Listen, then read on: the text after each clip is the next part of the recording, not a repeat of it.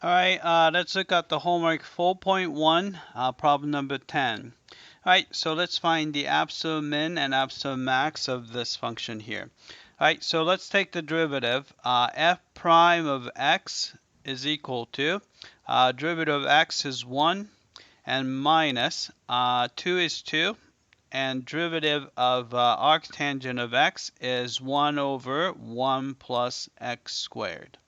Right, so if you take the common denominator, which is going to be 1 plus x squared, so 1 would be equivalent to 1 plus x squared divided by 1 plus x squared minus 2.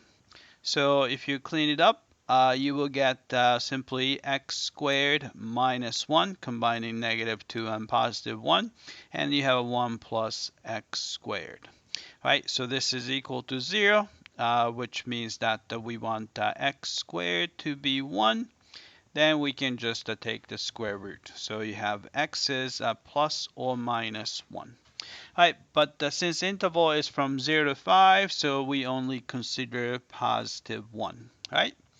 So we're going to look at f of 0, which is the left-hand point, and f of positive 1, which is the critical number, and f of 5.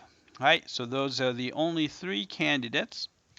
Right, if you plug in 0, 0 minus 2 times arctangent of 0 is actually 0. Right, 1 will be 1 minus 2 times arctangent of 1 is pi over 4, so it's going to be 1 minus pi over 2. Right, if it's 5, you plug in 5 minus 2 times, right, arctangent of 5 is not a nice number, so we just don't know, right? So we have that.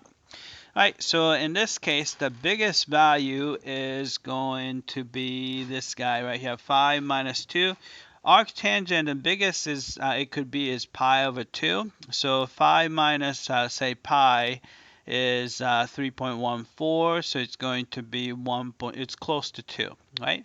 So this is going to be the biggest, absolute maximum, right? And then the smallest one, right? Pi is a 3.14 divided by 2, so it's going to be a 1.5 something. So this is going to be negative, so it's going to be smaller than 0. So this is going to be the absolute minimum.